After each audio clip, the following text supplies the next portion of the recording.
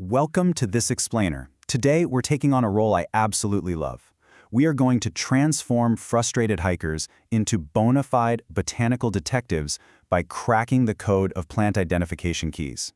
I am so thrilled you're joining me, because we're going to take a topic that honestly seems incredibly dense and academic at first glance and completely unlock it.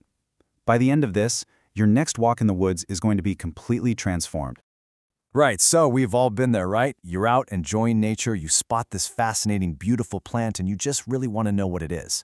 So you pull out a traditional field guide, and suddenly you're faced with an overwhelming wall of green leaves, and you feel entirely defeated by this brick of a book packed with highly technical language. Honestly, it could feel like trying to read a completely foreign language without a dictionary. But what if I told you that this intimidating language and the tools built around it are actually the master key to a completely hidden world? Well, for over 200 years, the traditional solution to this little problem has been something called a dichotomous key. Now, the prefix di just means two, so this is a single-axis tool where you make paired choices. Think of it exactly like a choose-your-own-adventure puzzle. The key will essentially ask you a question, like, does this tree have simple or compound leaves? You make your choice, and that answer points you to the very next pair of options.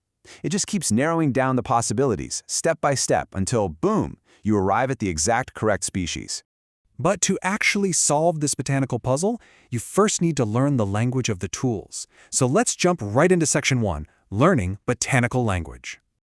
Okay, let's tackle this terminology head-on, because it's absolutely the #1 barrier for most people. These keys use unfamiliar words that make the whole process look way more difficult than it really is. But there is a very practical, real-world reason for this. Think about your car for a second. It's so much easier to just say spark plug than it is to say the little porcelain thing that screws into an engine block, right? In the exact same way, it's just much easier and way more precise for a botanist to say ligule rather than saying the thin scale attached inside a grass blade. You really can't master a trade without learning the names of your tools. And when we examine the sheer complexity of a grass plant, it really drives this point home. Grasses have wild anatomy. We've got structures like the node, the sheath, the pedicel, and the awn. To accurately describe these plant parts without typing out literally thousands of words, we absolutely need these precise terms. For instance, a term like pubescent instantly tells a scientist that a leaf is covered in fine, soft, short hairs. On the flip side, glabrous just means it's totally smooth. Once you learn just a handful of these key terms, you're no longer just looking at a plant, you're actually reading its unique physical fingerprint. Which brings us to Section 2, Navigating a Dichotomous Key. Now that we're equipped with an understanding of our new vocabulary, let's actually solve a real case using a step-by-step guide to shade trees in the Tampa Bay area. Imagine we've got a leaf from a mystery tree we just found on a walk in Florida. We navigate the key by answering those either-or questions. First up, we look at the twig. Are the leaves opposite each other, or do they alternate up the stem? We observe that they alternate. Okay, step 2. Is the leaf simple, meaning just a single blade, or is it compound, made up of a bunch of leaflets? Ours is simple. Step 3. Are the leaf margins entire, which just means smooth, or are they serrated or lobed? Our suspect definitely has smooth, entire margins. And step 4 takes us to color. Are the leaf undersides silvery and aromatic when you crush them? We check, and no, they're not. So, here we are at the crucial point, the very end of our key. We've narrowed it all the way down. By confirming the undersides aren't silvery, we're given one final choice between a laurel oak and a live oak. The key asks if the leaves are leathery and revolute. Now, revolute is a fantastic botanical term, meaning the margins are actually rolled backward or underneath. We feel the leaf, we immediately notice that distinct leathery texture and those curled edges, and boom, we've successfully identified our suspect as the live oak, or Quercus virginiana. We literally just used a 200-year-old scientific method to solve a real-world mystery. How cool is that? Now, as you become a better botanical detective, you start to realize there are actually different kinds of keys built for entirely different scientific purposes. Let's look at Section 3, Diagnostic versus Synoptic Keys. There are basically two main philosophies of key design. On one side, we have diagnostic, or what they call artificial keys. These are built purely for field convenience. They group plants by really obvious traits like flower color, where they grow, or whether they bloom in the summer or winter. On the other side, we have synoptic, or natural keys. These are hardcore. They strictly follow evolutionary biology. They aim to reflect the true taxonomic and genetic relationships of the plants. The big trade-off here?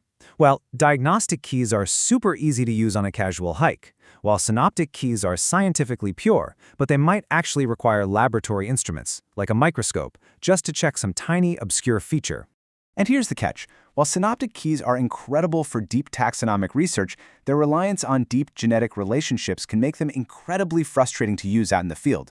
Because of convergent evolution, you might have two plants that look almost identical to the naked eye, but because they aren't actually genetically related, a synoptic key will separate them on page 1 based on microscopic differences. It's wild.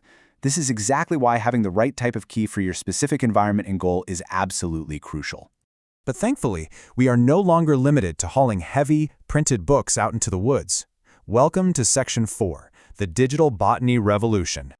Modern interactive computer keys are completely breaking down the final barriers to entry for both amateur and professional botanists. Take the interactive Lucid software, for example. It puts sheer power right in your hands. This specific layout is used for a New Zealand grass key. Now, grasses are notoriously difficult to identify. New Zealand alone has 460 species of them. Traditional dichotomous keys are strict. If your grass specimen doesn't have a flower on it, and the very first question in the book asks about the flower, you're completely stuck. Game over.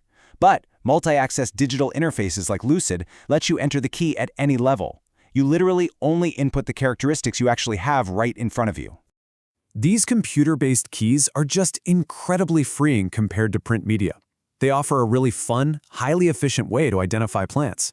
Because they aren't limited by massive printing costs, they can use an abundant amount of images to show you exactly what a ligule or a revolute margin actually looks like in high definition. They can effortlessly handle thousands of species at once, and most importantly, they help you completely avoid the dreaded trap of the old-school dichotomous key, where making just one wrong choice early on sends you down a totally incorrect path for the rest of the book. And other modern platforms, like Go Botany by the Native Plant Trust, simplify things even further. Instead of starting you off with complex terminology, they use broad, plain English categories. You literally just look at your plant and ask, is it a woody plant, like a tree? Is it aquatic, floating in a pond? Is it grass-like, or maybe a fern? These highly intuitive digital keys instantly guide beginners in the exact right direction, seamlessly bridging that gap between absolute novice and seasoned botanical detective. So we've journeyed all the way from the frustrations of dense academic textbooks to the elegant logic of dichotomous keys, right through to the sheer power of the digital botany revolution. Now that the terminology is finally demystified and the tools of the trade are accessible right there on your smartphone, you have incredible power at your fingertips. You can finally transform that overwhelming wall of green into a fascinating, endlessly complex world of discovery. So I'm going to leave you with this. The very next time you step onto a forest trail, are you just going to take a stroll, or are you ready to crack the case? Thank you so much for exploring with me today on this explainer. Keep observing, keep questioning, and I'll see you next time.